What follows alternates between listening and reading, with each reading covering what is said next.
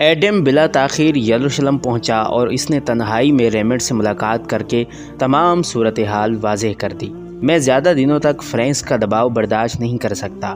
میرے اقتدار کی بنیاد بھی انہی صلیبی جانثاروں کے توانا اور مضبوط کاندھوں پر رکھی ہوئی ہے۔ اگر فرینکس نے میری حمایت ترک کر دی تو میں حکومت سے بھی محروم ہو سکتا ہوں اور اپنی جان سے بھی۔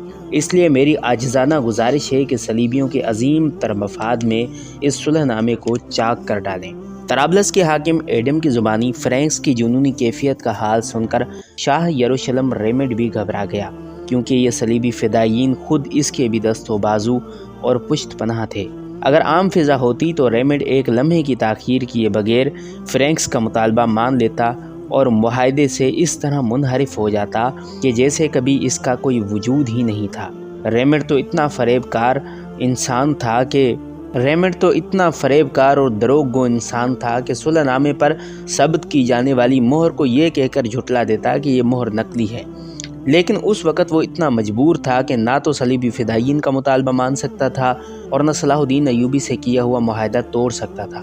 پھر جب طرابلس کے حاکم ایڈم نے ریمنڈ پر بہت زیادہ دباؤ ڈالا تو بالآخر شاہ یروشلم کو اپنی وہ مجبوریاں بیان کرنی پڑیں جن کے سبب وہ پس و پیش سے کام لے رہا تھا۔ ریمنڈ کے گلے میں ہر وقت سونے کی صلیب پڑی رہتی تھی۔ یکایک شاہ یروشلم جوش میں آ گیا اور صلیب کو ہاتھ میں لے کر حاکم طرابلس ایڈم سے مخاطب ہوا۔ صلیب مقدس کی قسم، پوری عیسائی دنیا میں شاید ہی کوئی صلیبی مجھ سے زیادہ خون کا پیاسا ہو۔ کیا تم سمجھ سکتے ہو کہ میں نے خوش دلی کے ساتھ صلاح الدین ایوبی سے صلح کی ہے؟ جھنجھلاہٹ اور اشتعال کے سبب اس کا چہرہ اتنا سرخ ہو گیا تھا جیسے باریک رگیں پھٹ جائیں گی اور خون باہر چھلک پڑے گا۔ شاہ یروشلم کی یہ ہیجانی کیفیت دیکھ کر ایڈم بھی گھبرا گیا اور اس نے لنکت زدہ لہجے میں کہا، میں جانتا ہوں شہنشاہ، خوب جانتا ہوں، تم کچھ نہیں جانتے۔ ریمنڈ نے تیز اور سخت لہجے میں کہا، تمہیں اپنے اقتدار کو بچانے کے سوا کسی دوسرے کی فکر ہے اور نہ کسی بات کا علم۔ تم ابھی تک اسی صلح نامے کے سبب طرابلس کے تخت پر بیٹھے ہوئے ہو۔ شاہ یروشلم ریمنڈ کی زبانی یہ انکشاف سن کر ایڈم بدحواس ہو گیا اور سوالیہ نظروں سے ریمنڈ کی طرف دیکھنے لگا۔ تمہیں خبر ہے کہ صلاح الدین ایوبی نے سمندر کے کنارے آباد کتنی عیسائی بستیاں اجاڑ دی ہیں؟ اب شاہ یروشلم ریمنڈ کے لہجے سے بیک وقت حقارت و طنز اور غصہ جھلک رہا تھا۔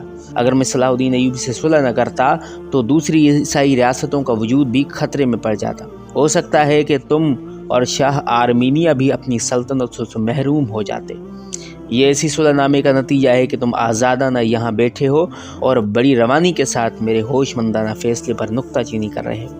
بہتر یہی ہے کہ تم واپس جاؤ اور صلیبی فدائیین کو نرم اور ٹھنڈا رہنے کی تلقین کرو اور اپنے دلائل دے کر انہیں سمجھاؤ۔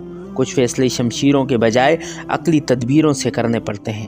حاکم طرابلس ایڈم ریمنڈ کی بات کا مفہوم سمجھ گیا تھا، مگر اس کے چہرے سے فکر و تشویش کے آثار نمایاں تھے، جیسے وہ کسی ذہنی کشمکش اور اعصابی دباؤ کا شکار ہو۔ شاہ یروشلم کچھ دیر تک گہری نظروں سے ایڈم کے پریشان چہرے کا جائزہ لیتا رہا۔ پھر اس نے فرینکس کی طرف سے اٹھنے والے ممکنہ طوفان کو روکنے کے لیے اپنی دوسری اور سب سے بڑی مجبوری بیان کر دی۔ ایڈم، میری بات غور سے سنو۔ حاکم طرابلس جو خیالات کی دنیا میں کھویا ہوا تھا، شاہ یروشلم کی آواز سن کر تصورات کے حصار سے نکل آیا اور بڑی بے چارگی کے انداز میں ریمنڈ کا منہ دیکھنے لگا۔ شاہ یروشلم آگے کی طرف جھکا اور سرگوشی کے انداز میں ایڈم سے کہنے لگا، پہلے قسم کھاؤ کہ یہ راز میرے اور تمہارے درمیان ہی رہے گا، کیونکہ ایک حاکم ہی دوسرے حاکم کی مجبوریوں کو بخوبی سمجھ سکتا ہے۔ اگر حکمرانوں کی کوتاہی سے کچھ اہم راز رعایا کے سامنے آ جائے تو اس کے بڑے خوفناک نتائج برآمد ہو سکتے ہیں۔ ریمنڈ کی بات سن کر ایڈم کی حیرت و پریشانی میں مزید اضافہ ہو گیا۔ پھر بھی اس نے مقدس باپ اور بیٹے کو درمیان میں لا کر قسم کھائی کہ یہ راز اس کے ساتھ ہی قبر میں دفن ہو جائے۔ یہ بھی بس ایک رسمی مظاہرہ تھا، ورنہ عیسائی حکمرانوں کے نزدیک قسم بھی ایک زہریلا اور خطرناک ہتھیار تھا جسے وہ دشمن کو دھوکہ دینے کے لیے بڑی کثرت سے استعمال کرتے تھے۔ بہرحال ایڈم سے قسم لینے کے بعد ریمنڈ نے اپنی اس مجبوری کی تفصیلات بتانی شروع کر دی جس کے باعث اسے والی مصر صلاح الدین کے سامنے گھٹنے ٹیکنے پڑے تھے، اور جس صلح نامے کو صلیبی فدائیین نے انتہائی ذلت آمیز اور شرمناک معاہدہ قرار دیا تھا۔ فرینکس کے بقول شاہ یروشلم ریمنڈ نے اس صلح نامے کے ذریعے پوری عیسائی دنیا کی ناک کٹوا دی تھی۔ اور صلیبیوں کے عزت و ناموس کو مصر کے چوراہے پر انتہائی سستے داموں نیلام کر دیا تھا۔ تمہیں معلوم ہے ایڈم کہ عیسائی دنیا اس وقت کیسے سنگین سیاسی بحران سے گزر رہی ہے؟ شاہ یروشلم ریمنڈ نے ایک لفظ پر زور دیتے ہوئے کہا۔ ریمنڈ کی بات سن کر حاکم طرابلس ایڈم ہمتاً گوش ہو گیا۔ تم اچھی طرح جانتے ہو کہ فرانس کے شاہ لوئس ہفتم انتقال کر چکے ہیں اور ان کی جگہ فلپ آگسٹ تخت نشین ہوا ہے۔ میں نے سنا ہے کہ فلپ ایک خالص دنیا دار اور عیش پرست شہنشاہ ہے